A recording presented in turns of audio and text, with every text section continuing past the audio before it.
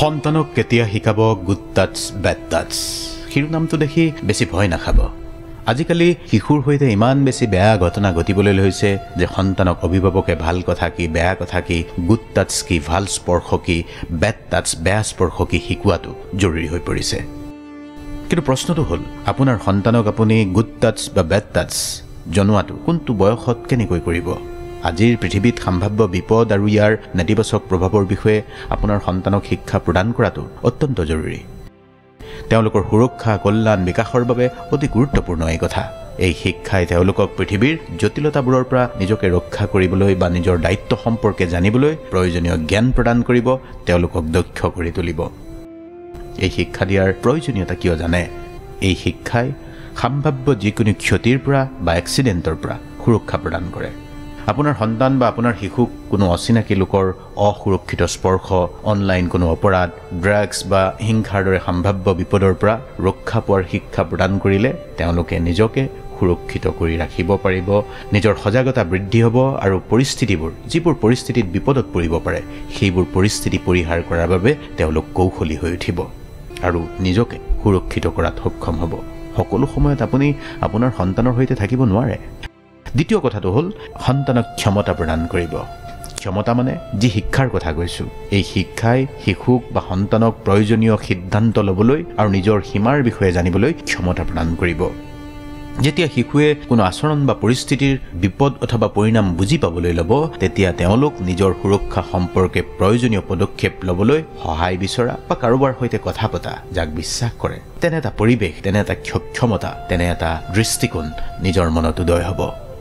Number 3, সম্ভাৱ্য ভাবুকি আৰু নেতিবাচক প্ৰভাৱৰ শিক্ষাই তেওঁলোকৰ স্থিতিস্থাপকতা, আচলতে যাক আমি বিপদত মোকাবিলা কৰাৰ দক্ষতা, সেই দক্ষতা বৃদ্ধি কৰিব। আচলতে এনে শিক্ষাই তেওঁলোকক যিকোনো প্ৰত্যাহ্বান আৰু যিকোনো সমস্যাৰ সন্মুখীন হ'বলৈ সাজু কৰাৰ লগতে বাধা অতিক্ৰম কৰি কিদৰে আত্মবিশ্বাসী হৈ নিজকে ভালে ৰাখিব পাৰে সেই ধাৰণাটো স্পষ্ট কৰিব, সেই ধাৰণাৰ বিকাশ ঘটাব। নম্বৰ 4, বেয়া উপাদান সমাজত আছেই। সমাজৰ বেয়া উপাদান কি, কোনবোৰে শিশুক ক্ষতি কৰিব পাৰে সেই সম্পৰ্কে সমালোচনাত্মক চিন্তা বা বিচক্ষণতাক বিকাশ কৰাত সহায় কৰিব, যেতিয়া জানিব যে এইটোহে বেয়া উপাদান, এইটোহে বেয়া কথা। ইয়াৰ দ্বাৰা তেওঁলোকে বিপদ সম্পৰ্কে কেনেকৈ অৱগত হ'ব পাৰি বা নিজৰ দায়িত্ব সেই সময়ত কি, সেই সামৰ্থ্য নিজৰ মনত, নিজৰ মগজুত বিকাশ কৰিবলৈ সক্ষম হ'ব। আজি আধুনিক সমাজৰ জটিলতাবোৰ বুজিবলৈ চিন্তাৰ বিকাশ বা চিন্তা বা দক্ষতা বৃদ্ধি হোৱাটো খুবেই জৰুৰী। সেই কথাবোৰ শিকোৱাটো সেইকাৰণেই জৰুৰী। নম্বৰ 5, বিপদজনক পৰিস্থিতিত কি কৰিব লাগে সেইটো কথা নিজেই শিকিব।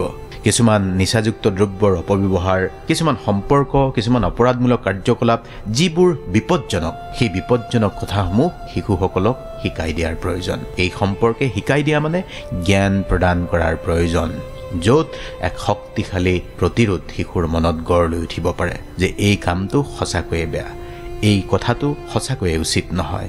তেনে উচিত অনুচিতৰ শিক্ষা সন্তানক দিয়াটো খুবেই জৰুৰী। আৰু এইবোৰৰ পাল্লাত পৰিলে, অলপ সস্তীয়াকৈয়ে কৈছোঁ, এইবোৰৰ কবলত পৰিলে এইবোৰৰ সম্ভাৱ্য পৰিণতি কিমান বিষময় সেই শিক্ষা যদি প্ৰদান কৰা হয়, তেতিয়া ক্ষতিকাৰক এনে কিছুমান বিষয়ৰ পৰা আপোনাৰ সন্তান নিজেই আঁতৰি থাকিব পাৰিব। নম্বৰ 6, প্ৰাপ্তবয়স্ক হোৱাৰ প্ৰস্তুতি।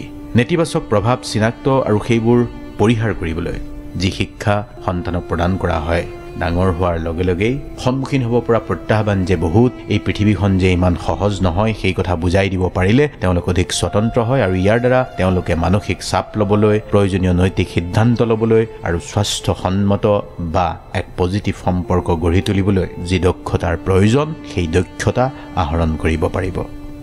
নম্বৰ 7, সম্পৰ্ক সুদৃঢ়কৰণ। সন্তানৰ সৈতে আপোনাক বহুবাৰ কৈছোঁ, বন্ধুত্বপূৰ্ণ সম্পৰ্ক সুদৃঢ় কৰাৰ গুৰুত্ব দিয়াৰ প্ৰতিজন অভিভাৱকৰ প্ৰয়োজন আছে। শিশুক বা সন্তানক বেয়া উপাদানৰ বিষয়ে শিক্ষিত কৰিলে পিতৃ মাতৃ আৰু শিশুৰ মাজত সম্পৰ্ক অধিক সুদৃঢ় হয়। B the guide. তেওঁলোকক পিতৃ মাতৃৰ লগত বা অভিভাৱকৰ লগত সংবেদনশীল বিষয়সমূহৰ বিষয়ে মুক্তভাৱে আলোচনা কৰাৰ বাবে আপুনি যদি উৎসাহ প্ৰদান কৰে, যাৰ ফলত শিশুৱে বিশ্বাসী প্ৰাপ্তবয়স্কৰ লগত কোনো বিষয়ত পৰামৰ্শ গ্ৰহণ কৰিব পাৰিব, গাইডেন্স ল'ব পাৰিব বা নিজৰ মাজত হৈ থকা সমস্যাটো মুকলিকৈ ক'বলৈ এটা সহজ পৰিৱেশ পাব, যি সম্পৰ্ক আপুনি গঢ়ি তোলাৰ প্ৰয়োজন আছে। এতিয়া এইবোৰ সমস্যাৰ কথা ক'লো বা এইবোৰ আপোনাক এনেকৈ ক'লো যে আপুনি কিয় শিকোৱাৰ প্ৰয়োজন, ভাল স্পৰ্শ বেয়া স্পৰ্শ বা এই শিক্ষা কিয় দিয়াৰ প্ৰয়োজন, কিন্তু কেনেকৈ কেতিয়া শিকাব, কিয় শিকোৱাৰ প্ৰয়োজন ক'লো, কেনেকৈ শিকাব সেই বিষয়ে বা কোনটো বয়সত শিকাব সেই বিষয়ে অলপ কথা আমি অধ্যয়ন কৰি পাইছোঁ। সেই কথাখিনি আপোনাক জনাব খুজিছোঁ। সন্তান প্ৰাক বিদ্যালয়ত পঢ়ে 3 পৰা 5 বছৰ বয়সত। এইখিনি সময়ত শিশুৰ নিজৰ লিংগ সম্পৰ্কে স্পষ্ট ধাৰণা হ'বলৈ লয়, মানে নিজে ল'ৰা নে ছোৱালী গম পায়। এই সময়ত অৰ্থাৎ প্ৰাক বিদ্যালয়ৰ সময়ত ভাল স্পৰ্শ আৰু বেয়া স্পৰ্শৰ ধাৰণা সম্পৰ্কে শিশুসকলক লাহে লাহে জনাবলৈ আৰম্ভ কৰাৰ প্ৰয়োজন। এতিয়া কেনেকৈ জনাব? কথা বতৰাবোৰ অতি সৰল আৰু বয়স অনুযায়ী হোৱাটো জৰুৰী। মানুহৰ শৰীৰটোৰ মৌলিক ধাৰণাবোৰ দিয়ক, মানে শৰীৰৰ ব্যক্তিগত স্থান, সুৰক্ষিত আৰু অসুৰক্ষিত স্পৰ্শৰ মাজৰ পাৰ্থক্য, সেইবোৰ লাহেকৈ বুজাব। কেনেকৈ বুজাব? শৰীৰটোৰ এই প্ৰাইভেট পাৰ্টছ কাকো দেখুৱাব নালাগে, কাকো চুবলৈ দিব নালাগে, এইটো কৰিবলৈ নাপায়। তেনেকৈ শিক্ষা আৰম্ভ কৰা উচিত। নিজেও মানুহৰ সন্মুখত এই গোপন অংশ বা প্ৰাইভেট পাৰ্টছ স্পৰ্শ কৰা উচিত নহয়। তেওঁলোকক বুজাব লাগে যে শৰীৰৰ কিছুমান অংশ অতিকে ব্যক্তিগত আৰু পৰিচ্ছন্নতা বা চিকিৎসা সেৱাৰ বাহিৰে অন্য ক্ষেত্ৰত বা বিশ্বাসী যত্ন লওঁ তাৰ বাহিৰে, মানে যিয়ে যত্ন লয় মাক দেউতাকৰ বাহিৰে বা অভিভাৱকৰ বাহিৰে কাকো সেইবোৰ স্থান স্পৰ্শ কৰিব দিব নালাগে। তাৰপিছত 6 পৰা 8 বছৰ প্ৰাৰম্ভিক শৈশৱ। শিশু ডাঙৰ হোৱাৰ লগে লগে পিতৃ মাতৃয়ে ভাল স্পৰ্শ আৰু বেয়া স্পৰ্শৰ বিষয়ে বিতং ব্যাখ্যা প্ৰদান কৰিব পাৰে।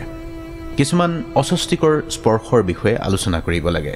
তেওঁলোকক অস্বস্তিকৰ আচৰণৰ চিনাক্ত কৰাৰ শিক্ষা প্ৰদান কৰাৰ প্ৰয়োজন। কেনেকৈ দিব? কোনোৱে যদি অপ্ৰয়োজনীয়ভাৱে কোনো শৰীৰৰ কোনো স্থানত স্পৰ্শ কৰিছে, সেয়া যে উপযুক্ত নহয়, সেয়া যে বেয়া স্পৰ্শ হ'ব পাৰে, সেই কথাটো লাহেকৈ আপুনি বুজোৱাৰ প্ৰয়োজন আছে। যদিও বা এইখিনি কথা আপোনাক কৈছোঁ, এই গোটেই বিষয়টো যথেষ্ট জটিল আৰু যথেষ্ট স্পৰ্শকাতৰ। সেইবাবেই আপোনাক কৈছোঁ, আপোনাৰ সন্তানৰ মানসিক স্থিতি, আপোনাৰ সন্তানৰ শিক্ষা গ্ৰহণৰ মানসিকতা, এই সকলোখিনি চালি জাৰি চাই আপোনাৰ সন্তানক আপুনি কোনটো পৰিৱেশত কথাখিনি ক'ব, সেইটো আপোনাৰ ওপৰতেই নিৰ্ভৰ কৰিব। তাৰপিছত মিডল চাইল্ডেজ, মানে মধ্য শৈশৱ, যিটো মানে 9 পৰা 11 বছৰ, ঠিক কৈশোৰ হোৱাৰ আগৰ সময়খিনি। এই সময়খিনিত শিশুৱে বা সন্তানে সামাজিক যিটো গতিশীলতা আৰু ব্যক্তিগত সীমা ভালকৈ বুজি পোৱা হয়। অভিভাৱকসকলে সন্মতি, সন্মান আৰু দৃঢ়তাৰ বিষয়ে অধিক গভীৰভাৱে আলোচনা কৰিব পাৰে। মানে বাউণ্ডেৰী এটা কেনেকৈ নিৰ্মাণ কৰি ল'ব পাৰি, নিজৰ সীমাক সন্মান কৰাৰ গুৰুত্ব কিদৰে বৃদ্ধি কৰিব পাৰি, এই বিষয়ে কিছু শিকোৱাৰ প্ৰয়োজন আছে। মুকলিকৈ কথা বতৰা পাতিবলৈ তেওঁলোকক উদগনি দিব লাগে। লগতে তেওঁলোকক আশ্বাস দিব লাগে যে তেওঁলোকে যিকোনো উদ্বেগ বা যিকোনো প্ৰশ্নৰ সৈতে আপোনাৰ ওচৰলৈ আহিব পাৰে, মানে পিতৃ মাতৃৰ কাষ চাপিব পাৰে। মানে আপুনি এনেকুৱা এটা পৰিৱেশ দিয়ক যে এই পৃথিৱীত ঘটা যিকোনো ঘটনা, যিকোনো পৰিঘটনা, যিকোনো সমস্যালৈ আপোনাৰ ওচৰলৈ আপোনাৰ সন্তান আহিব পাৰে। নম্বৰ 4, কৈশোৰ, মানে 12 বছৰৰ পিছৰ সময়খিনি। কৈশোৰ পোৱাৰ লগে লগেই ব্যক্তিগত সীমা, মানে চেল্ফ বাউণ্ডেৰী, নিজৰ সন্মান, নিজৰ সম্পৰ্ক বহুত গুৰুত্বপূৰ্ণ হৈ পৰে। আৰু এই বয়সত যথেষ্টখিনি নিজেও শিক্ষা আহৰণ কৰে। এনে বয়সত পূৰ্বতকৈ অধিক জটিল বিষয় যেনে মানসিক চাপ, অনলাইনত কেনেকৈ ছেফ থাকিব লাগে, কেনেকৈ সাজ-সজ্জা পৰিধান কৰিব লাগে, কেনেকৈ অন্য লোকৰ আচৰণ চিনাক্ত কৰিব লাগে, বেড ইণ্টেনশ্যন, গুড ইণ্টেনশ্যন কি, সেই বিষয়ে আলোচনা কৰা দৰকাৰ। তেওঁলোকক নিজৰ ওপৰত বিশ্বাস ৰাখিবলৈ উদগনি দিয়াৰ লগতে কোনো অস্বস্তি বা অসুৰক্ষিত অনুভৱ কৰিলে সেই বিষয়ে যাতে মুকলিকৈ প্ৰকাশ কৰিব পাৰে, সেই সাহস দিয়াৰ প্ৰয়োজন আছে। আচলতে এইবোৰ কথা আমাৰ সন্তানক আমাৰ দেশত শিকোৱা নহয়। আজি কেৱল এটা আৰম্ভণি কৰিছোঁ। আপুনি যদি ভাবে সন্তান সুৰক্ষিত হোৱাৰ স্বাৰ্থত, সন্তানৰ সৈতে কোনো অনাকাংক্ষিত দুৰ্ভাগ্যজনক ঘটনা এটা নঘটাৰ স্বাৰ্থত সন্তান এনে শিক্ষাৰেও শিক্ষিত হোৱাৰ প্ৰয়োজন, এনে কথা আলোচনা কৰাৰ প্ৰয়োজন বুলি যদি ভাবে, কমেণ্ট কৰিব। ভালে থাকিব।